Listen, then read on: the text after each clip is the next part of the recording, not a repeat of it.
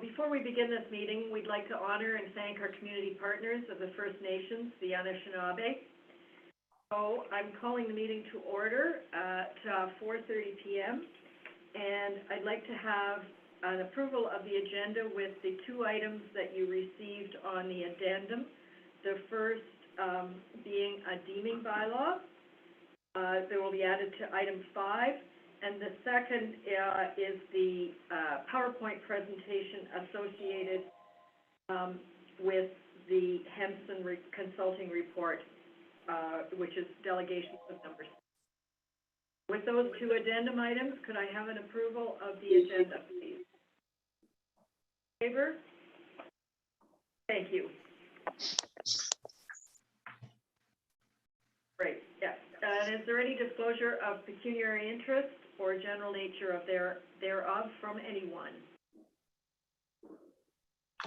None. We'll move on to item 4 with a motion that the Council of the Corporation of the Township of Seguin does hereby adopt the minutes of the regular and closed session meetings of Council held on September 7th, 2021 as circulated.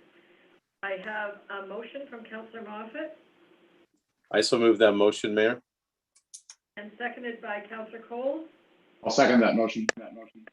All in favor? And that's carried. And I have a motion that the Council of the Corporation of the Township of Seguin does hereby adjourn the regular meeting to hold a public meeting for the following matter. That's application number B 2021-0014-5.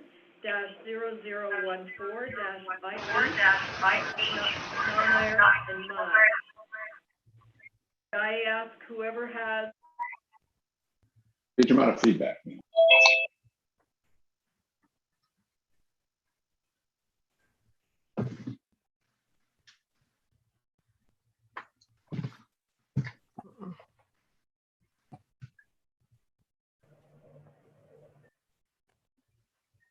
You're on mute, Madam Mayor.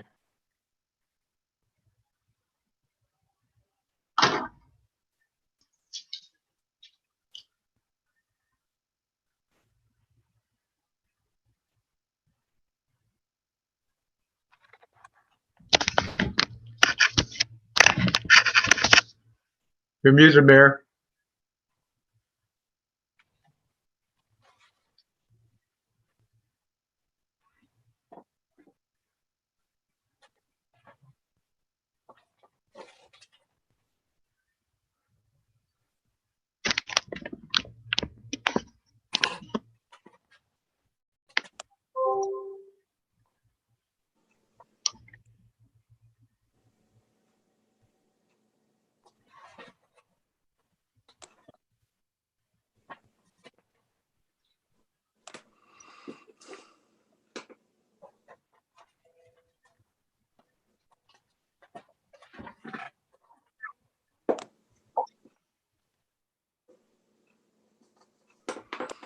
Does the mayor not know she's muted?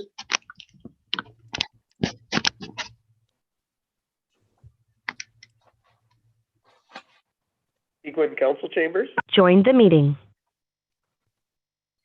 Frozen, yeah.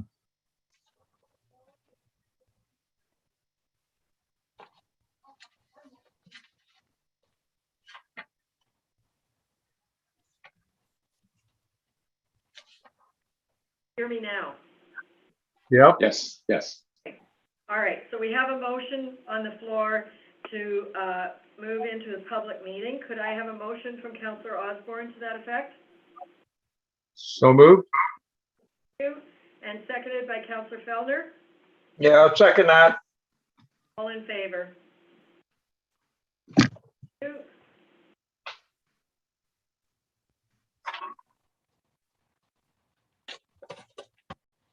Council will now hold a public meeting for a proposed consent application. In accordance with the Planning Act, Council will consider all matters placed before it prior to granting a consent. If a person or public body who files an appeal of a decision of the Council of the Corporation of the Township of Seguin in respect of a proposed consent does not make written submissions to the Council before it provides or refuses to provide a provisional consent, the Ontario Land Tribunal may dismiss the appeal. If a person or public body does not make oral submissions at a public meeting or make written submissions to the Council of the Corporation of the Township of Seguin, the person or public body is not entitled to appeal the decision of the Council to the Ontario Land Tribunal, and the person or public body may not be added as a party to the hearing of an appeal before the Ontario Land Tribunal unless, in the opinion of the Tribunal, there are reasonable grounds to do so. The purpose of proposed consent application number B 2021-0014-H for Nullmeyer and Mile is to create a right-of-way to provide legal access to 98A Mile Run and 98B Mile Run. The proposed easement is 10 meters or 33 feet in width and is proposed to traverse the properties at 18 High Point Drive, the owner mile, 98A Mile Run, owner, Corporation 2761164, Ontario Limited, and 98B Mile Run, the owner is Nullmeyer. I now ask the clerk to state the method by which notice of the meeting was provided and the dates on which that notice was provided. Notice of the public meeting was provided by posting the property and by regular mail on September 3rd, 2021. Notice was therefore considered to be provided in accordance with the requirements of the Planning Act. Can you still hear us? All right. Has anyone registered to speak in favor of or in opposition to this application? Helena Kramer of Marie Poirier Planning and Associates, Inc., agent for the applicants, has registered to speak to the application, and she is here. I can see her, yeah. Has the township received any correspondence with respect to this application? No correspondence has been received. So do you want to proceed and outline what we're here for, please? Sure. Thank you, Madam Mayor, and thanks so much for hearing me this evening. My name is Helena Kramer, and I'm with Marie Poirier Planning and Associates. We're here at 44 King William Street, Unit A in Huntsville, P1H1G3. And I just want to say thanks to staff for working cooperatively with us on this application. And the explanation provided was great. And I just want to say we concur with staff's recommendation and recommended conditions. Just the one thing I'd like to reiterate is that this application seeks to establish a right-of-way over this existing driveway in perpetuity. There's already a legal access agreement established between the private property owners involved. So at this point, we're just seeking to establish that access in perpetuity. So I'm here to answer any questions that councillors have, and the property owner, Mr. Nullmeyer, is also here as well if you have any specific questions for him. So thank you very much for hearing this application, and we're here to answer any questions. Does council have any questions? I see none. So are we closing the public meeting? No one else is going to speak.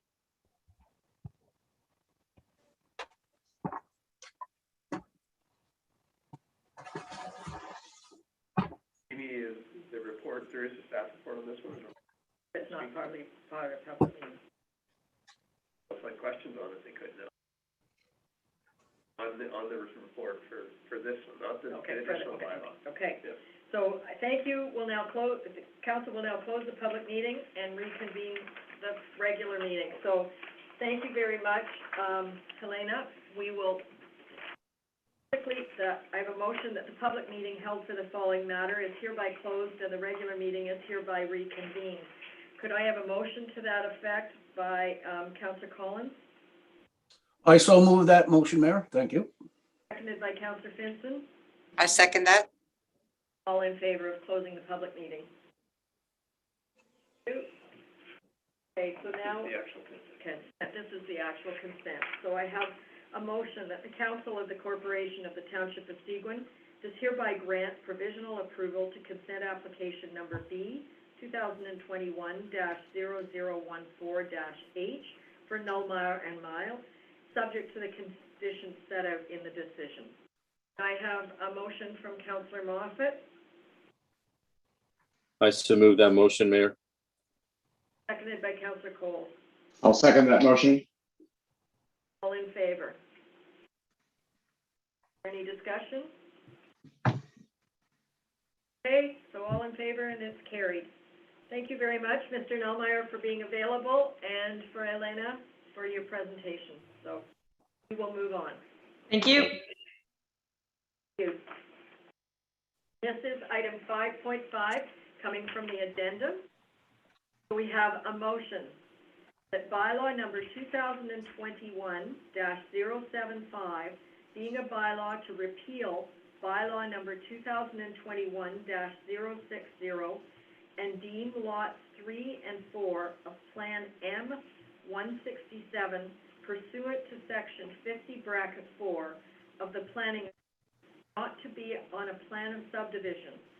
Property rules number 4903-010-003-1550 and 4903-010-003-15600, file number D 2021-0007-F for Scott, is hereby deemed to have been read a first, second, and third time and passed by council. Do I have a motion from Councillor Osborne for this? And seconded by Councillor Fellner. Yeah, I'll second that.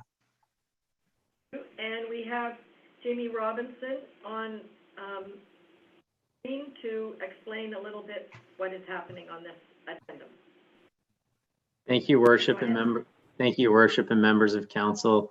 This report and bylaw has come back before council. You're probably familiar with this. This was before council. There was a consent application and a deeming bylaw at I believe it was the August 3rd council meeting, where a bylaw was passed. The solicitor for the applicants, Miss Lund, who's also on the call here today, had identified a concern with respect to deeming the lots actually would have caused the lots 3 and 4, the parent parcels, to merge inadvertently, which was exactly what was trying to be avoided through this process and the conveyance of the shore road allowance. So what this proposed bylaw does is repeal the earlier bylaw, and it allows for the shore road allowance that have been conveyed previously to be joined with each of the various lots prior to them being deemed. So this is the timeline that's outlined in the bylaw, and the bylaw itself has been reviewed with Ms. Lund, and it serves that purpose. So from council's perspective, this is really a technical issue and a technical matter related to timing. It has no change on the decision that you've previously made to allow for the shore road allowances to be conveyed and these lots to be deemed. It's just simply a timing and a technical issue that this bylaw now solves. So. Very much. Does anybody have any questions? Either the solicitor or for Mr. Robinson? No? So we have a motion on the floor. All in favor? Thank you, and that is carried.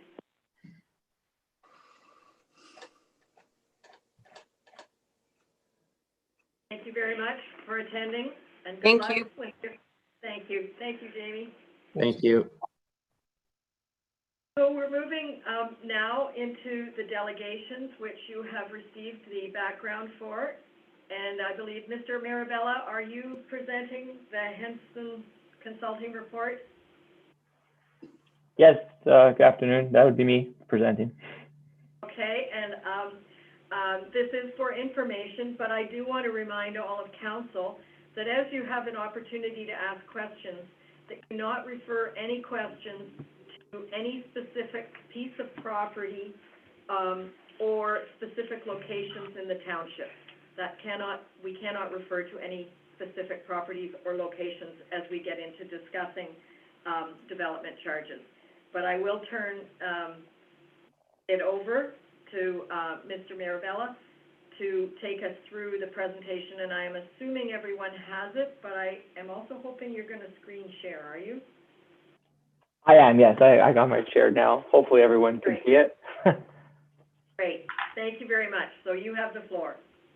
Excellent. Thank you. Good afternoon. My name is Andrew Mirabella, Senior Consultant at Hempson.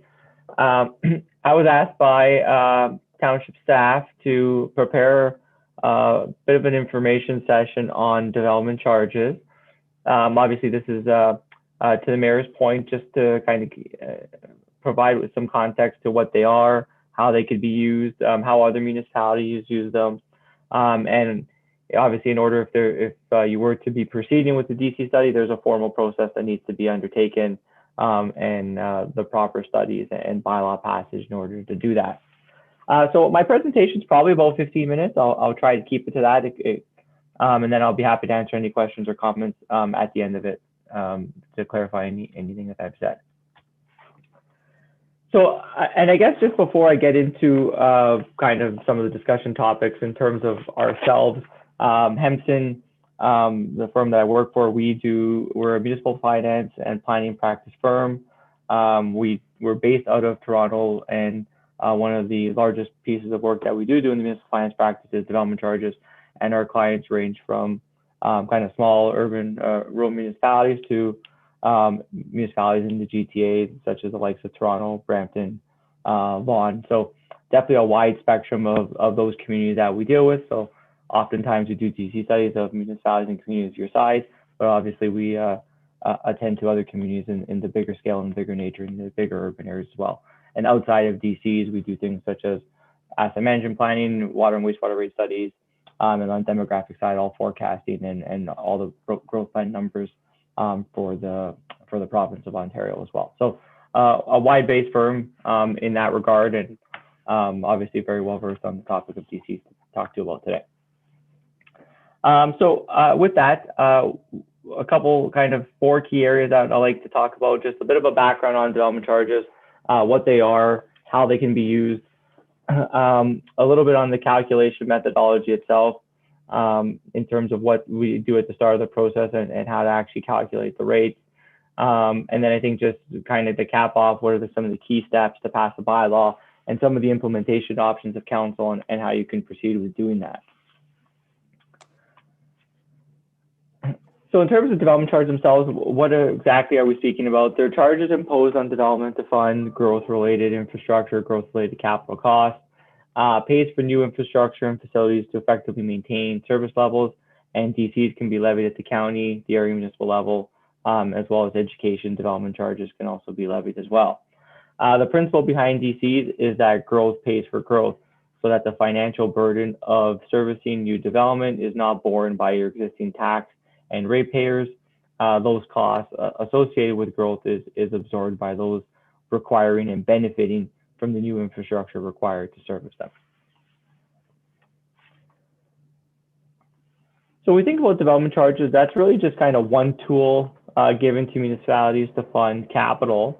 So development charges kind of also fall into this new regime of community benefits charges, if you've been kind of following some of the provincial changes to the legislation, as well as some of the parkland dedication fees as well.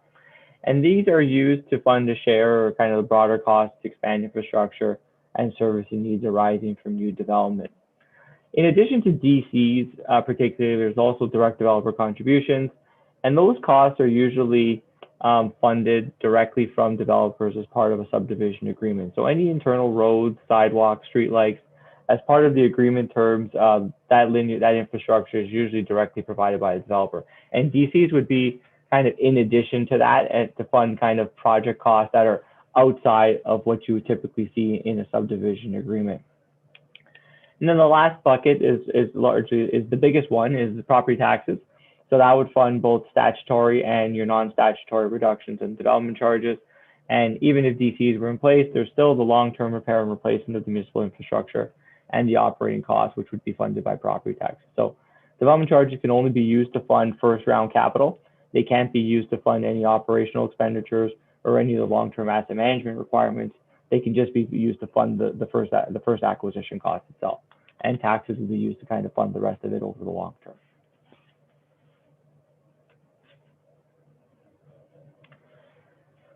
So just to talk a little bit about the new framework for growth-related infrastructure itself. So development charges are kind of the one piece. They're used to fund, as I mentioned, initial first-round capital. There's a prescribed list of eligible services to which DCs could be applied and collected for. There are certain kind of soft services, what they call them, that are removed from the list of what's actually eligible. Parking, cemeteries, airports are no longer eligible for DC funding. And there used to be a 10% statutory discount, which even to the extent if the project was growth related, you had to fund 10% of that project through property taxes or non-DC sources. Now it has changed. That 10% discount is now eliminated. So if the project is growth related, you can fund it entirely from Council development chambers, charges. it's just our audio. Join the meeting. There's the Planning Act, the community benefits charges, which is new part of the legislation. It can also be funded for first round capital. It's on a percentage of land value basis, but it's only imposed on high density type developments, so likely would not qualify any developments happening in Seguin at this particular time. And then there's a last tool, which is your parkland acquisition under the Planning Act. There's alternative rates that can be put into force, but the standard rates of 5% for residential and 2% for non-residential in terms of land it can still be maintained, and likely what most municipalities of your size will continue to do.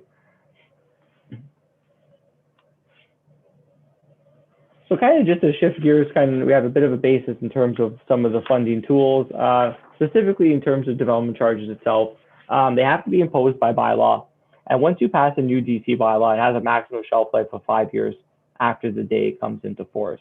And prior to passing a DC bylaw, a municipality must do two things. One, you have to undertake a background study in accordance with the requirements of the Act. That tells you the amount, type, and location of development, what your capital costs are, and obviously what the maximum permissible rate under that background study is. And once you've done that, you have to hold a statutory public meeting. One public meeting has to be held. The charges that can be calculated and imposed can be either municipal-wide or area-specific. And once the municipality does impose a bylaw, there are dedicated reserve funds that are required and need to be met, meaning that as the funds are collected, they can only be used for the services to which they have been collected for and be applied towards the gain. With DCs, credit and front-ending agreements are permitted, which allows for some flexibility in terms of how developers front-end infrastructure and how they can be repaid back using development charges and mechanisms of doing that.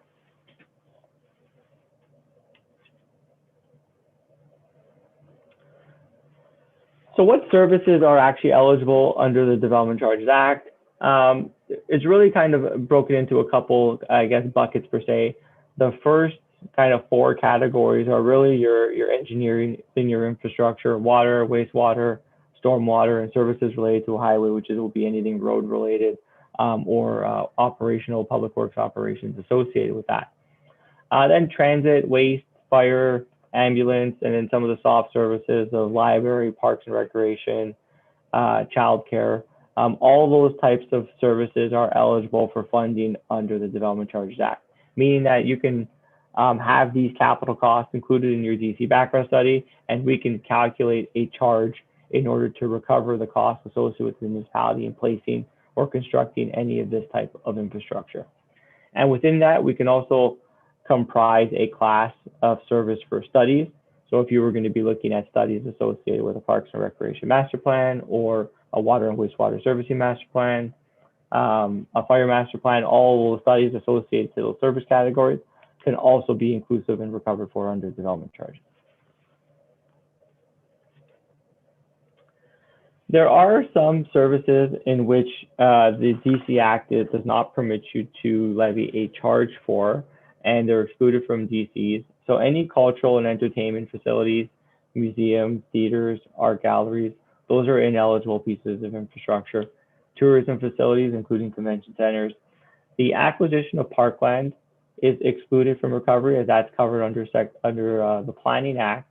So you can use DCs to develop parkland. You can use them to put new playgrounds in, put a ball diamond, a soccer pitch, but you can actually use DCs to acquire the land in order to facilitate those land improvements.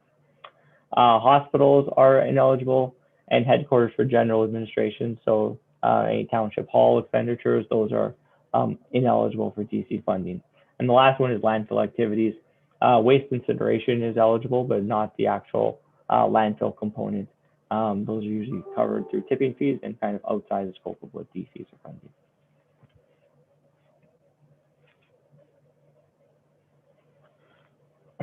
So I talked about a background study, and that has to be done in order to meet one of the tests before you can pass the bylaw. In terms of the calculation process and how it all works, the first thing that you would have to do is undertake a development forecast. And the development forecast looks at the amount, type, and location of development, and that has to be estimated municipal-wide, or if we impose area-specific DCs at an area-specific level in terms of where the growth is occurring. Then we have to undertake what we call as a kind of historic service level analysis.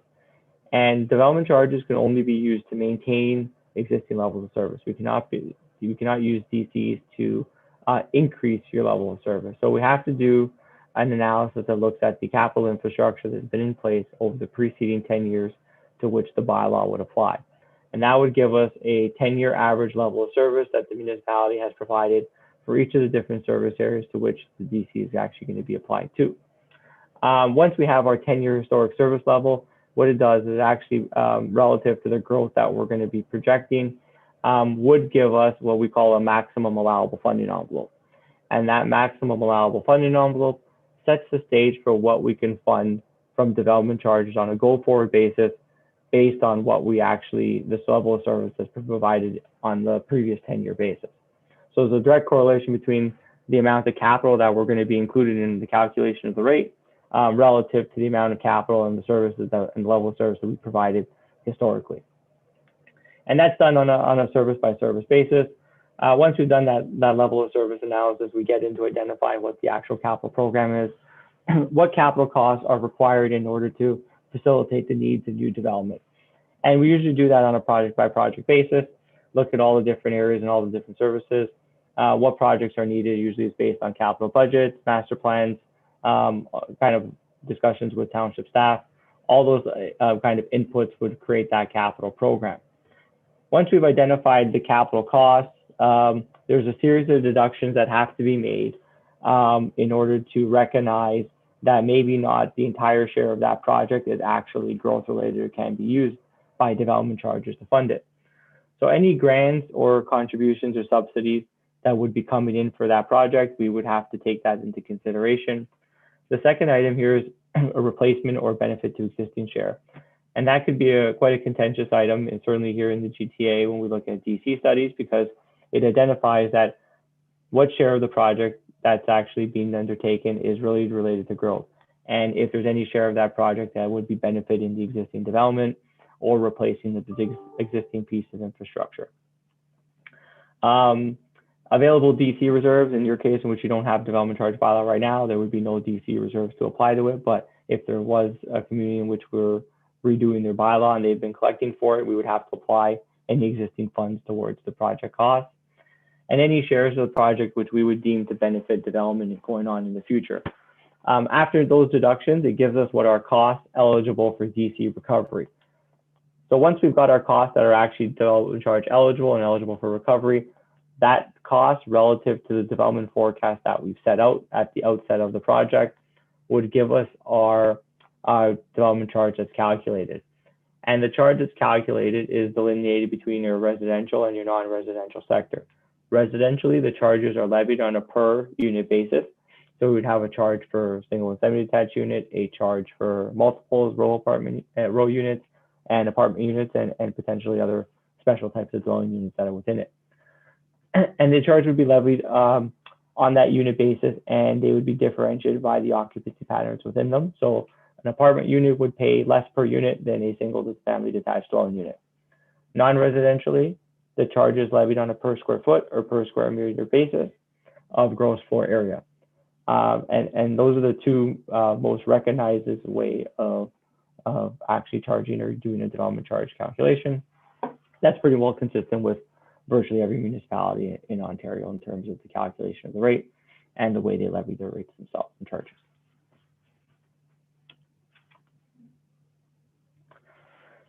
So we talk about the development-related capital program. That is one of the bigger items or bigger ticket items of the process itself.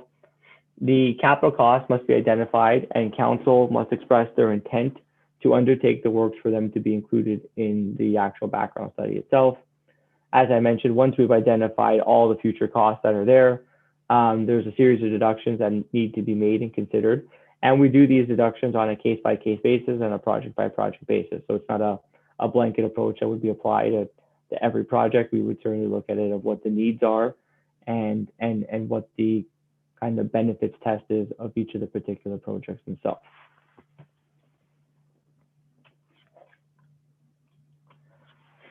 So when we talk about the capital, what really should be included in the capital program for development charge purposes, we do think it's important that any capital costs are tied in with your capital forecast and your budgeting exercises.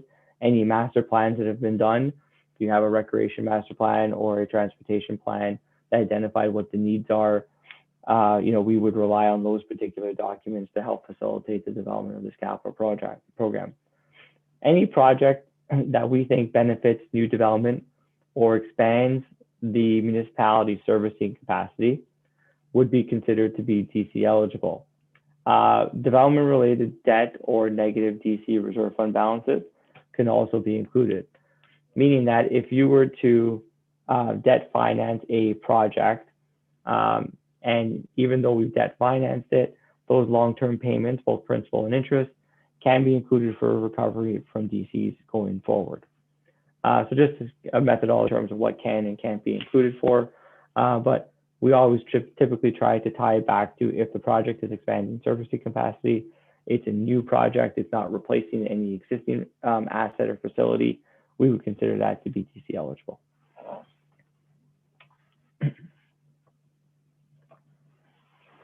So in terms of what DCs can be used for in terms of some of the eligible capital costs, just to give you some examples. So any of the costs to acquire and improve land would be DC eligible. Any building and structure costs are development charge eligible. Rolling stock with a useful life, it has to have 7 years or more, and we could be funded or can be used DCs to fund that. Furniture and equipment can be included. The only caveat is it can't include computer equipment or personal computer equipment. Library materials, so expansion to your collection materials, acquisition of new books, or potentially some computer equipment for the public can be included. Development-related studies and interest and financing costs are all examples of what costs are eligible for capital funding and for development charge funding. So just to give some examples in that context, so if the municipality were to be constructing a new road or widening an existing road as a result of increased traffic demands coming from new development, those expansions can be DC eligible. If there's intersection improvements required because of new traffic flows or increased traffic modeling as a result of development, we would fund or would be able to leverage DCs to fund those improvement costs. If you were to be expanding space at a community center, for example, or building a new community center, those costs of the expanded GFA or the increased servicing capacity arising from constructing those new facilities, those costs could be development charge eligible.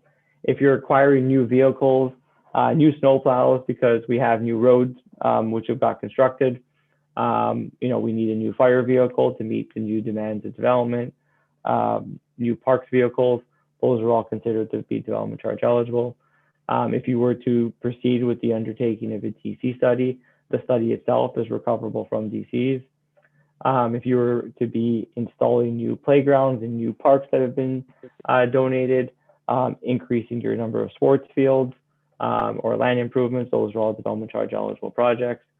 And then obviously I know kind of unserviced, but any capacity upgrades, water and wastewater wise, infill and infiltration work, pump stations, all those types of things on the engineering side are all can be attributable to development and funded from development charges.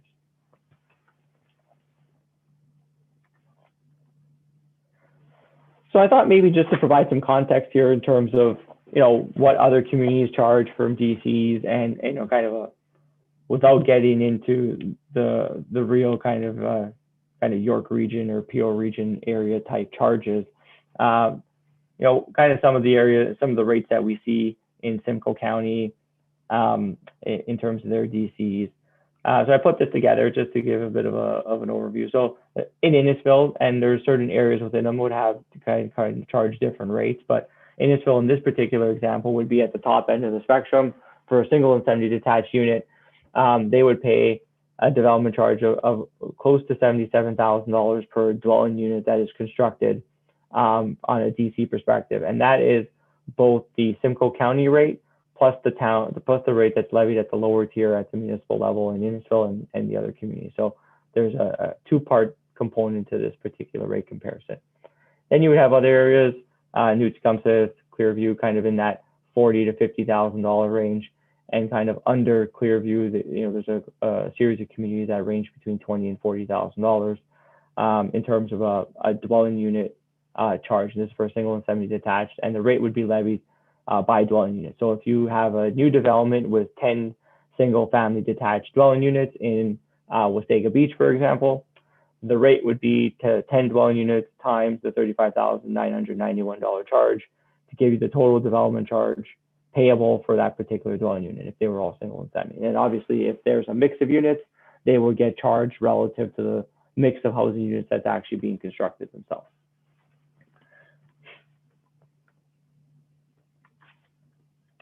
On the non-residential side, as I mentioned, the rates that are charged are on a per square foot or per square meter basis. This looks at non-residential charges on a per square meter basis for the same kind of list of communities, ranging from kind of Romero at the bottom end of the spectrum up to Innisfil, again at the top end of the spectrum here. And the range is quite drastic, from about just over $40 a square meter to closer to $300 a square meter if you're building in certain parts of Innisfil, but about $285 if you're building in Bradford or West Gwillimbury. So again, depending on where you are, the charges are, they can range. One thing that I do always like to reiterate to anybody, or when we're actually doing the study, is that the rates themselves, although there is a kind of an economic development or perspective here that we always like to think about, the rates are calculated in kind of irrespective of that. This is what's needed in order to sustain and provide the services that is required for development. And there's a direct correlation between the rates that's calculated and the infrastructure that's required because of development and the development that's occurred. So trying to keep them sometimes independent in terms of the thought process, but just so we have an idea and kind of, it's not often, especially when we get closer to the GTA, that we get kind of discounts or kind of exemptions for certain types of development. It certainly is, kind of full cost recovery. Try to be as full cost recovery as you can in many of the instances.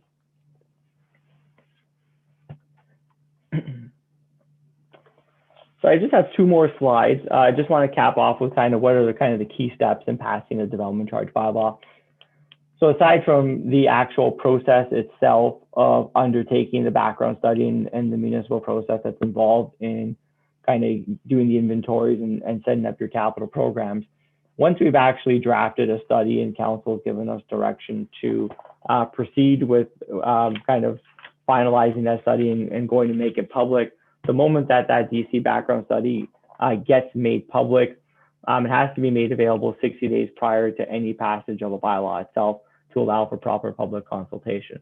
So once that study is made public, in the intervening period, you have to advertise for a public meeting, which has to be done 20 days in advance of the public meeting itself. We have to draft the proposed DC bylaw, and that has to be made available 2 weeks before the public meeting at least. Once we've held that statutory public meeting, we are going to be looking for comments and questions from council and the industry on the background study itself and the proposed bylaw. If there's any amendments or proposed changes to the bylaw, if it's warranted, we would go back to those changes, and we would have to determine if an additional public meeting is required. Once we've done that, we will, at a subsequent meeting, bring forward a DC bylaw passage by council, and that has to be, as I mentioned, at least 60 days after that background study was made public. And then once that's been done, there's a kind of a series of notice requirements that need to be done. from the clerical end. But importantly, there is a 40-day appeal period following the passage of a bylaw. Anyone can object to the bylaw and take this to OLT if it's not mediated, but there is a mechanism in there for someone to appeal the bylaw.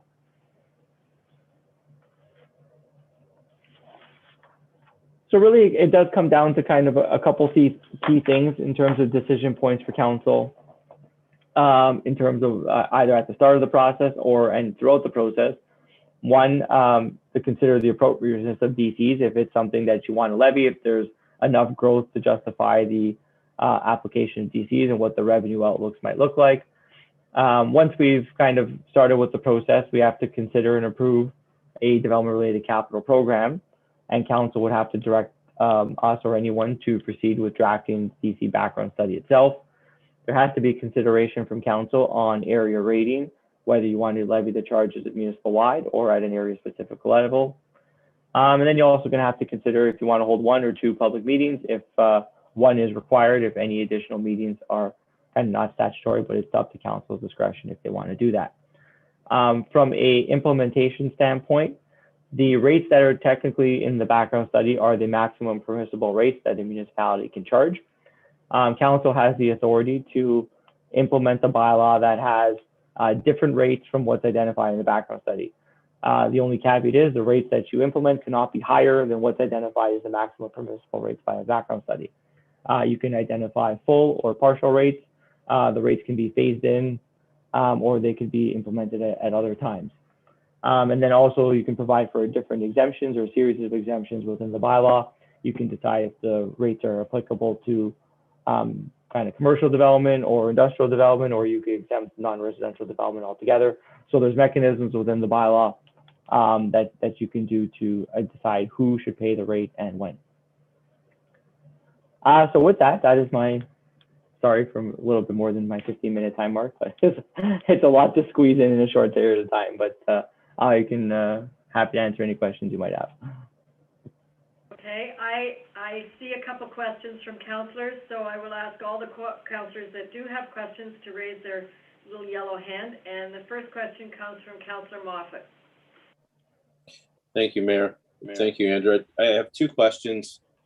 In the types of expenditures, I didn't notice anything about broadband, and I'm wondering why that's not part of the capital expenditures. I'm looking on slide eligible services under DCA, slide 6. I don't see anything in any of the package on broadband, so I'm just wondering if those would be permitted or not. Through the mayor, it depends on what service area or what particular it's going to be related to. It's not like broadband. If it's for general government type activities, administration components, then it would be ineligible. It's kind of under the ineligible list for headquarters for general administration of municipalities. But if it's broadband related to within the Parks and Recreation category, for example, there may be justification or leverage for it, but typically it wouldn't be. But it would be broadband. Like let's say if we had a subdivision created, we wanted to have broadband in that subdivision, like fiber in the ground and those types of things. So it would be to me, it'd be no different than building a road.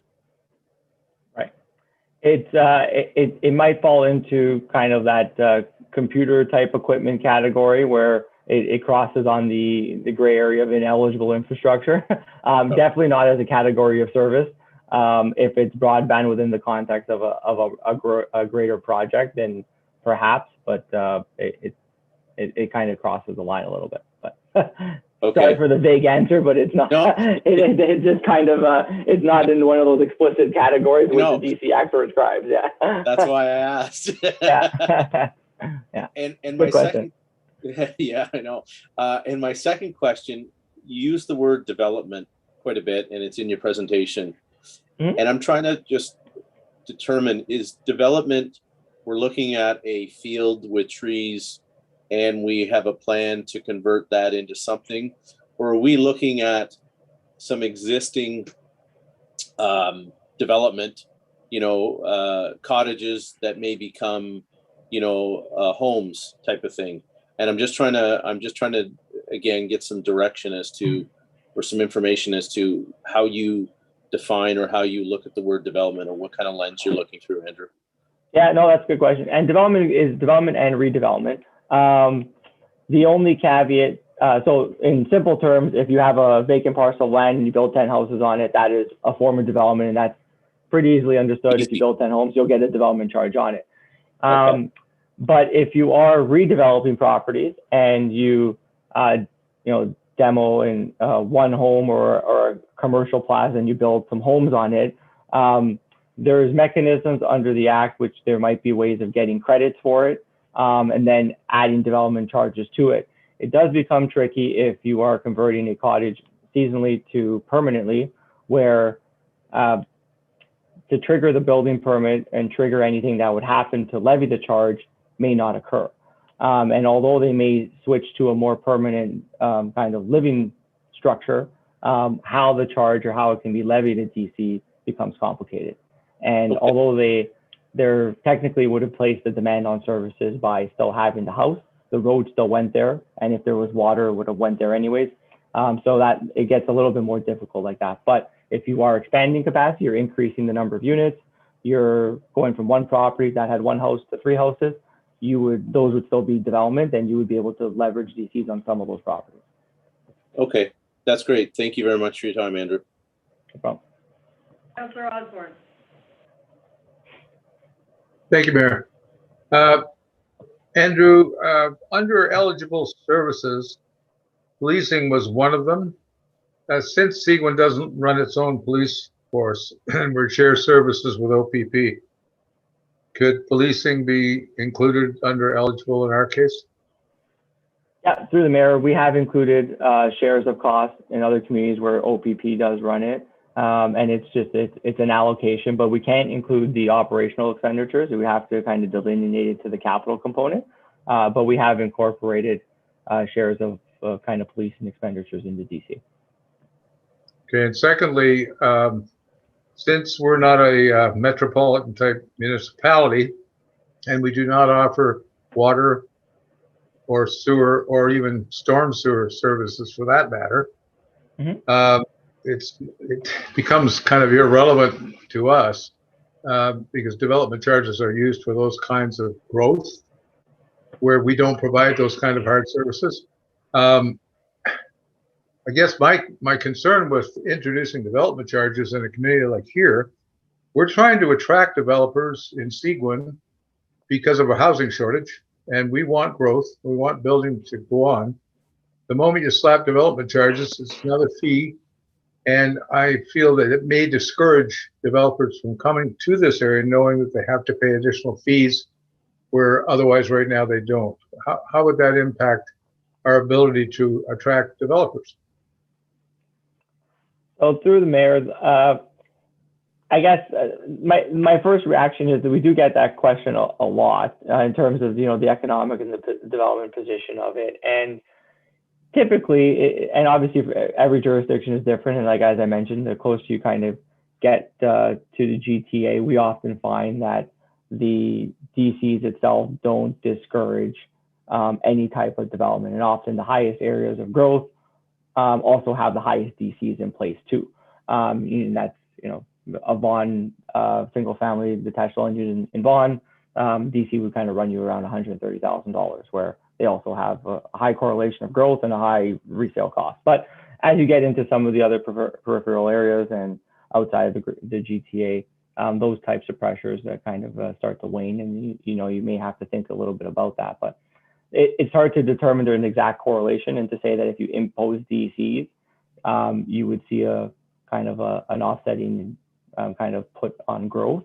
But there's a level of cost that it's associated with growth, and we just need to be cognizant of that, right? And growth costs money, and if a DC is imposed at a few $1,000s, I don't know that is what would deter for any development from actually occurring. But again, it's a case-by-case basis, but generally speaking, we don't see the trend.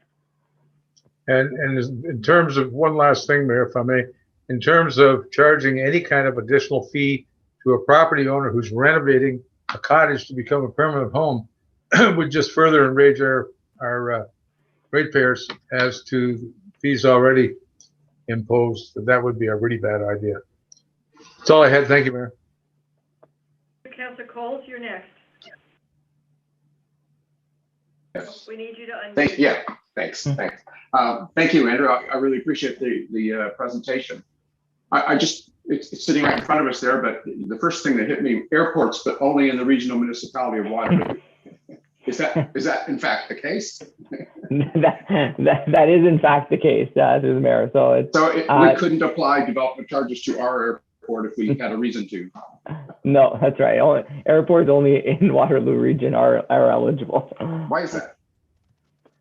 Well, I would imagine there was some political element to it that got pulled to it, but it's explicit in the act that it's only in the region municipality of Waterloo, so we have to abide by it. Okay. Really, to the point of my questions, you also mentioned development charges to expand and improve sewage and water systems. Would this also apply to if we wanted doing a development, a subdivision as an example, to supplying new sewage and new water systems? Yeah, so if you were going to be constructing kind of new water and sewer infrastructure to facilitate new growth or required to facilitate growth, those costs can be included for and recovered from the DC. Correct. Okay. So we have to be careful about the availability or constructing capacity for your existing development and new development, where if you're going to be constructing kind of new water and wastewater infrastructure, which is for development, but existing users are going to be benefiting from it as well, we have to make those considerations into the calculation. So we can't put the full cost of any new infrastructure on only those few homes that might be developing. It has to be kind of spread amongst who's going to be benefiting from that type of a capacity. So just want to be clear that there are some items within the calculation itself that who's the benefiting party of the infrastructure and how we're going to delineate those costs. And just also, I think it's pretty obvious to us all, but just to be clear, the development charges are borne by the developer, but he shares them with whoever he's developing for, right? Yeah, the development charge is paid for by the developer at the time of building permit. How they choose to absorb that cost is on the developer. Yeah, but obviously they have to get their money back. So. Exactly. Yeah. Okay. Thank you very much. Appreciate that. No problem. Thank you. Councillor Feldner. Yeah, Andrew, thank you for your presentation. Just a couple quick questions. Do you ever charge or calculate development fees for residential on a square meter basis? So through the mayor, we don't, and we discourage residential development on a square foot or square meter basis, where the nexus between the charge and the benefits and the infrastructure don't always exactly align. But we definitely get those questions quite a bit from communities of yourself that have a large seasonal population. Right. Okay, and then these development charges, you can use those to improve existing services, existing roads, for example, widen it, improve it. Because of the proposed development, the use of the road is going to degrade it or what have you. Yeah, so through the mayor, we can use DCs to, it's mostly for the expansion of services, and as part of the expansion, if there might be an improvement to the existing network in terms of the condition. But again, we have to potentially make some considerations into the calculation that those shares of costs wouldn't be funded from DCs. So we have to look at, of the total gross program cost, what's actually eligible for DC funding versus what's ineligible. And anything that relates to a cost that the municipality would be incurring in the absence of growth, we would consider to be ineligible for DC funding. And only the costs that are arising directly from growth would we fund through DCs. Right. Okay. Thank you. Thank you. Councillor Coles, you have another question?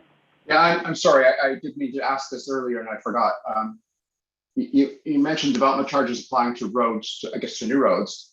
And in many cases now, fiber optics are being laid under roads or when roads are being built.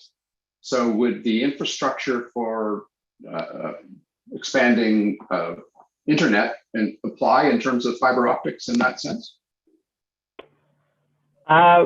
We typically associate if it's with a road and it's within the road project, within the road right of way, there might be some opportunities there. It is in limited instances where we've identified it as a separate cost.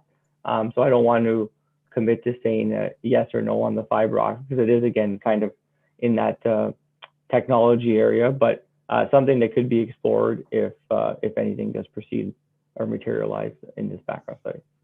Okay, thank you.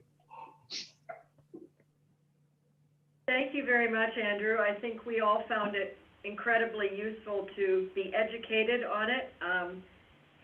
Having had the presentation doesn't mean that Seguin is moving towards development charges, but it is a whole nother option for revenue as we consider growth. And I think this was incredibly useful. And so I will say thank you very much. Everybody has your slides, and if there are further follow-up questions, we will send them to you through our clerk. Yeah, absolutely. If there's any questions, don't hesitate to reach out. I'll be happy to answer them. Hey, I appreciate your time today, Andrew. Thank you very, very much. Great. Thanks, everyone.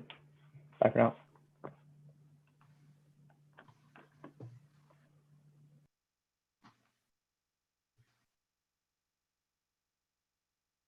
I have a motion that the Council of the Corporation of the Township of Seguin does hereby receive the staff reports as presented on the agenda for the September 20th, 2021 meeting of Council. Could I have a motion from Councillor Collins? I so move the motion, Mayor. And seconded by Councillor Finson. I second that. All in favor?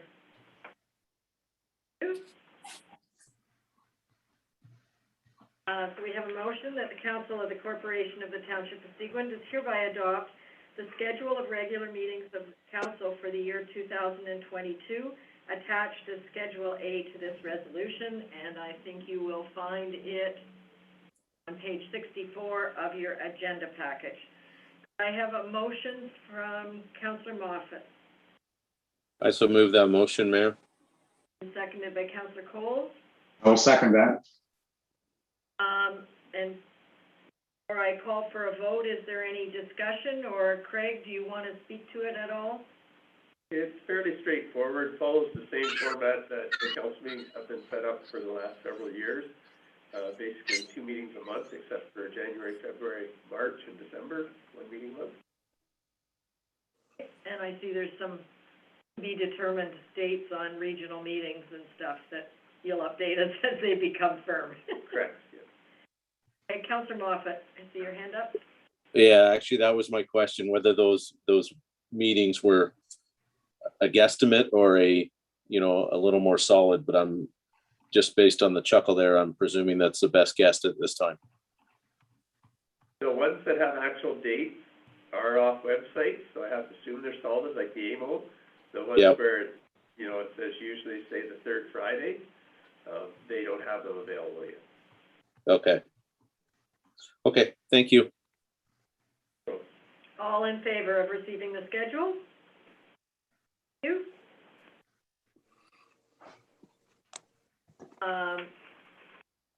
So we move on to the report about the pilot project update. Unfortunately, Don Hood had a unforeseen family emergency. It's a pretty comprehensive report, but I will ask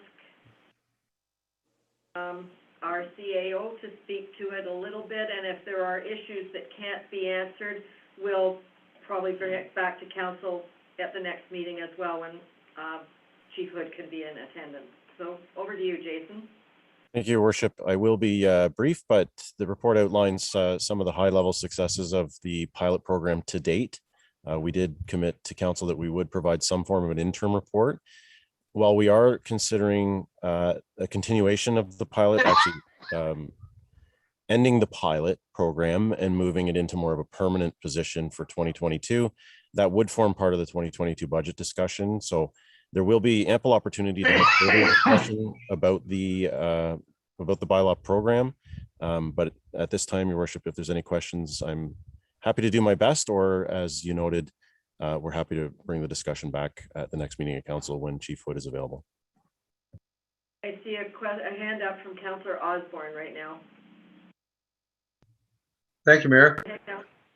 I'm not sure if you can answer this at this time, Jason, but page 3 of 4 on the staff report, partway down the page, it says the initial review of the administrative monetary penalties as an alternative to provincial offenses court may not be compatible with the number of occurrences we have in Seguin.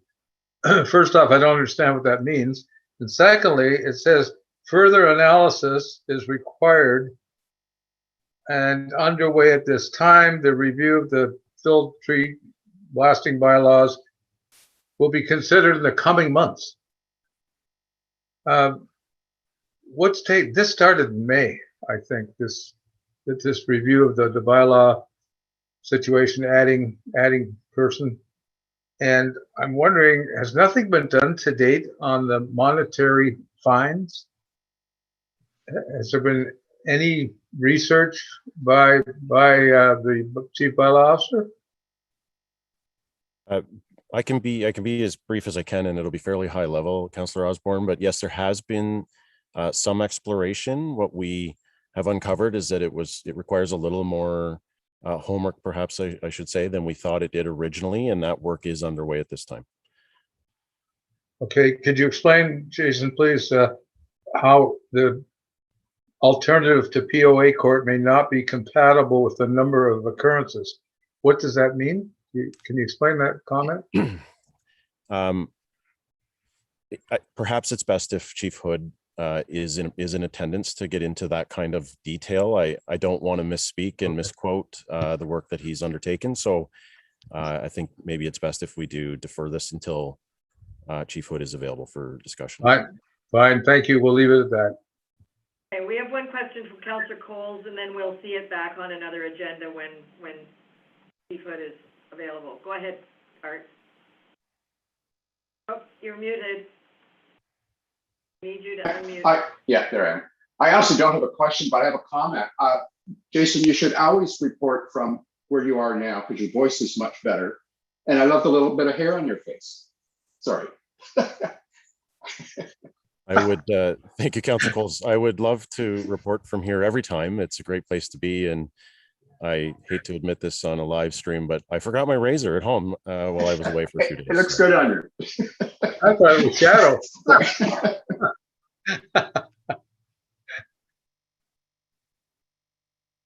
You have a question? No, that's your comment, Councillor Coles? Yep, okay. That's it. So we'll see this back on an agenda when we can have a fulsome dialogue with Councillor Hood, or Chief Hood. So with that, we move on to council reports, and I will ask Gail to go first as Ward 6. I haven't had too much. I had a Community Action Committee meeting. It was interesting. And the cemetery meeting was canceled, so that's this week. Jason's going on a walk there. And so I haven't had too much, just a few emails and some people concerned about the problems with development on the, I'm sorry, I can't stop watching Jason on the waterfront. So that's all I have. Thank you. There we go. He's right side up. Okay. Councillor Collins, anything to report? Yes, thank you, Mayor. As last month, or it's been worried about and concerns with my constituents on road matters, on internet matters. And the major concern right now is in Lake Manitowaba, where the bridge that's leading into Lake Manitowaba. I've been out there a few times now. It needs to be resurfaced. There's only one way in and one way out, and there's 145 people that have homes in there, and there's quite a concern right now on the condition of this bridge. And I've brought it up to roads, and apparently they're looking at putting out an RFP and getting somebody in to do that. Other than that, just dealing with concerns, like I say, related to internet, roads. That's it. Thank you. Mr. Kovich, do you want to speak to that at all? Saw you on the screen for a minute. Yes, yes, we're awaiting our bridge report from the contractor for this year. We have made some repairs in the short term, and we are looking at different decking surfaces instead of wood. So we're looking at some other options for it. So we'll be the bridge is safe, and we will be making a more permanent solution to that in the near future. Thank you. Councillor Fellner. Next. Thank you, Mayor. In the past few weeks, I attended Humphrey Museum committee meeting. The second one, actually, the museum was open this summer and enjoyed quite a few patrons. And I also attended the library board meeting. Of course, the two of the branches are open. So other than that, not much since we last met. It's been a little peaceful since Labor Day. Thank you. Councillor Osborne. Oh, thank you, Mayor. I haven't attended any meetings. However, my wife and I took a sojourn out on the Rose Point Trail yesterday from the bridge, basically, all the way to James Bay Junction. I found that trail in extremely good shape. It was a nice ride for 14 kilometers return.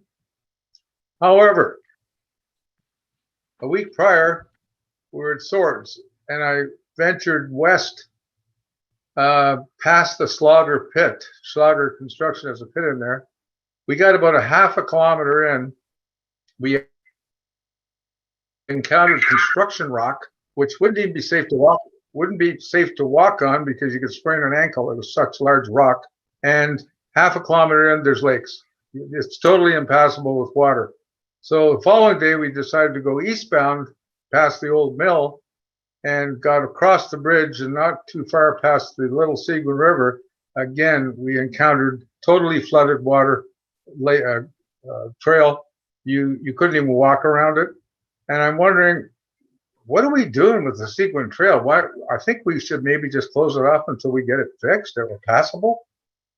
I don't understand why we can't have it like the Rose Point Trail, which was excellent. That's my comment. That's all I had to say. Well, I'm going to let Councillor Fellner address it because I know that many of the trails, I'm getting compliments on some of them, but over to you, Councillor Fellner. You're our trails expert right now.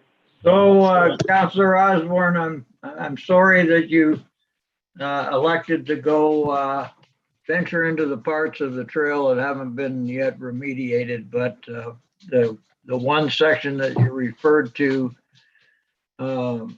west of Swords, that particular section still remains closed, and it's been closed all year. That actually is the last section that needs rebuilding, and Public Works, I was actually speaking to them this morning, and they intend to be in there, I think, tomorrow. That was the deepest part of the flooded section, and it requires the little bit coarser material, which we've been able to get. As well, there's going to be some work done this week on a flooded section in Orville. And then the plan would be to, over the next few weeks, weather permitting, to work from Orville back to the bridge in question. So, you know, the thing is that the ultimate goal is to put that trail in the same type of condition that the Rose Point Trail is currently in, but it was severely flooded. It was severely deficient in material. A great deal of work has been done this year by our Public Works Department. It's done a wonderful job. They've arranged for water management to lower the water in the problem areas. They've secured thousands of tons of basically free material, which is a major cost in rebuilding these trails.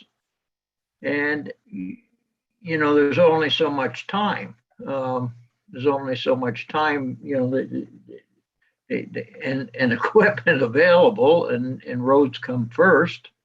So, and the weather hasn't been exactly that kind to us this year. There's been a lot of rain. So a little patience. I think by the end of this year, you're going to see a significant improvement from the 400 highway straight through, hopefully to Orville, to the 518. And then the plan is next year to, you know, forge out towards the east end of the township. There is some work being done around Chain of Lakes on the trail there.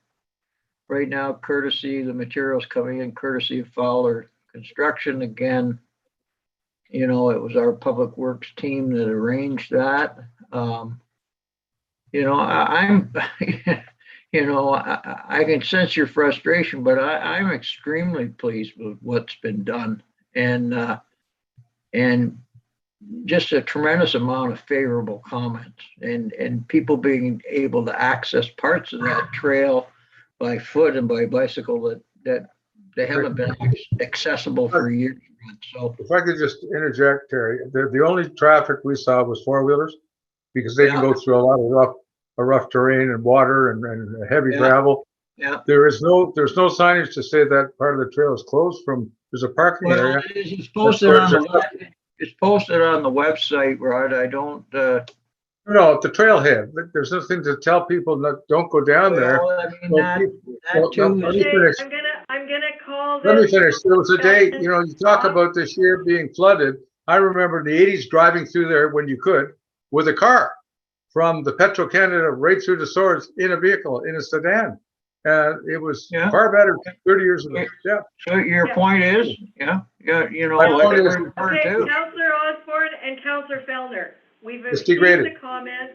I know we're working on it, and I do continue to get great positive comments on the work that has been done. So, Mayor, I would suggest, if I may suggest, it should be posted at Swords that the trail's not passable for the convenience of the public that don't know. That's all I'm asking until it's repaired. We can look into some signage. Thank you. Thank you. I do believe the website is up to date. So thank you very much, and thank you for using our trail. Councillor Cole. That's right. Well, I'm certainly glad that you enjoyed the Rose Point Trail, Rod. That's perfect. Perfect. Has nothing to do with me. You give Peter all the credit for that. So, I just want to say we've had a bunch of meetings as usual. On the 13th, our team met with the province to look at our next steps in processing our application for additional beds for the Belvedere, for the new Belvedere site, and what we do next. And they hadn't seen our letter yet because it hadn't been passed down from the minister. So they are getting back to us in 2 weeks. So we will have another meeting in 2 weeks. On the 14th, the Belvedere Management Board met to talk about a transitional governance structure going forward.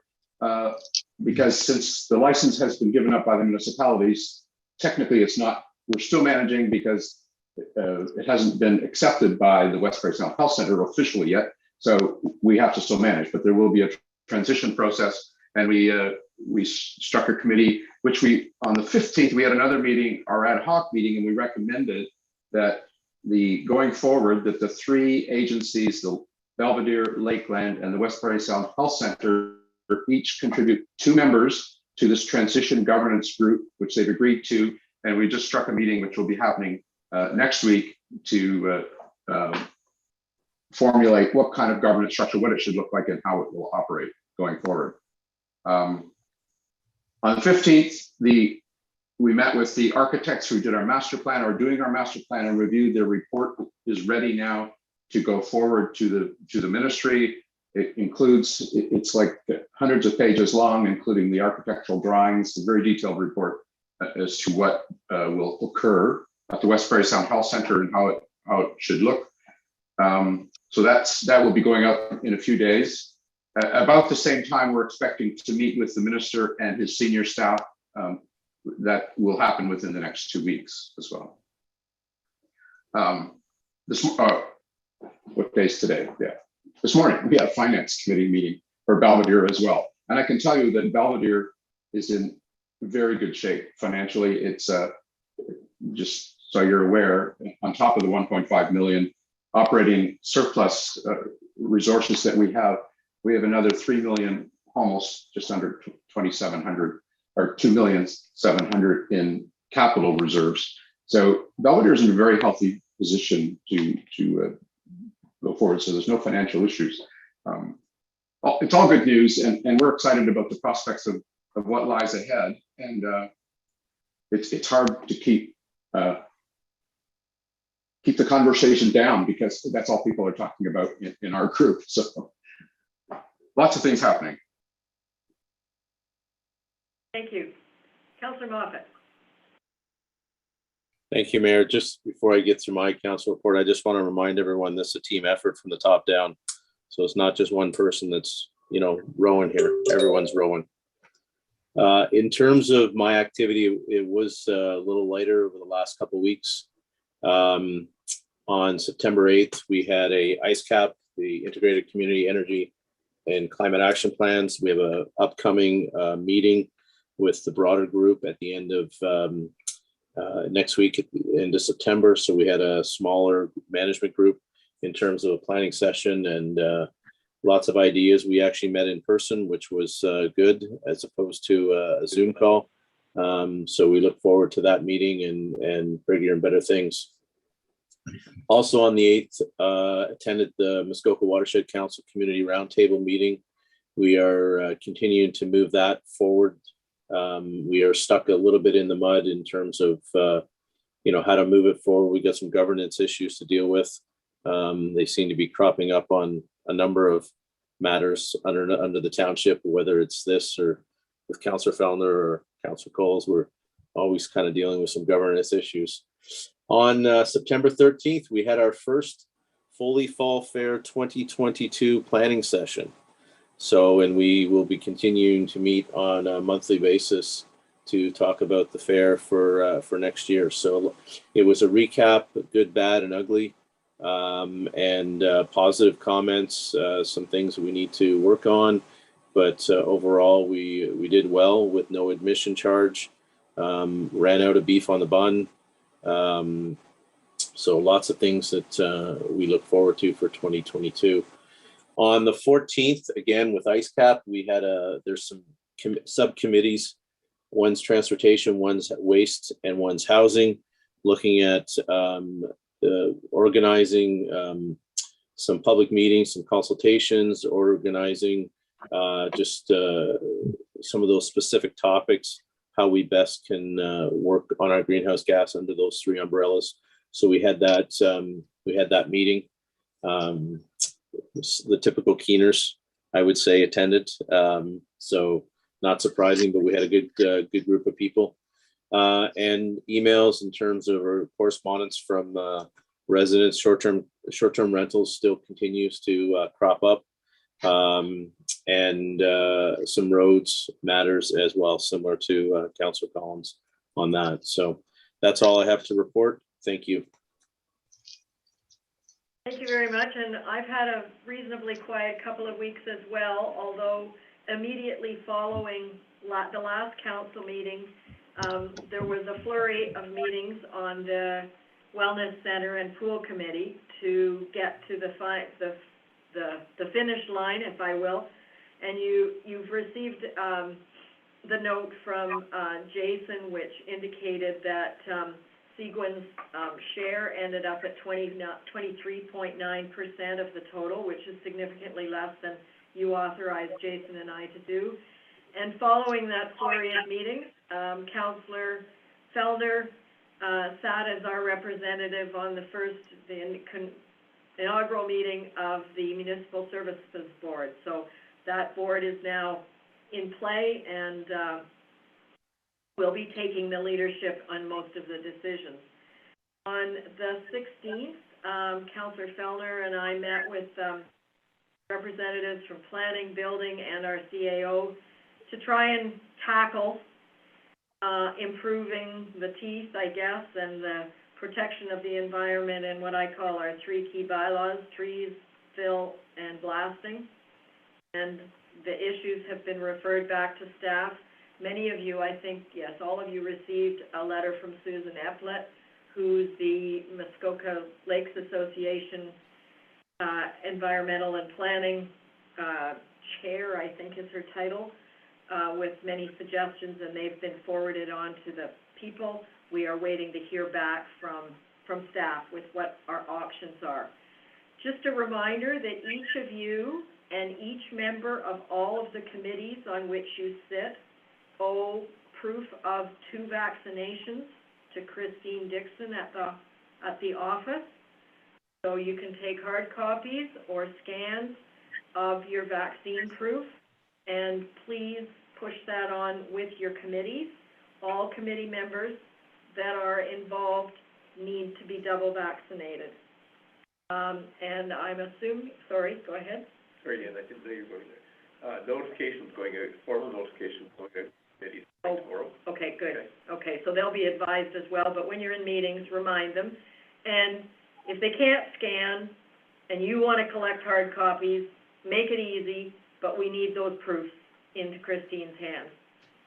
And I'm sorry, Councillor Fellner. Yep. Yeah, Mayor, if you want, instead of scanning, all you have to do is go on the booking portal.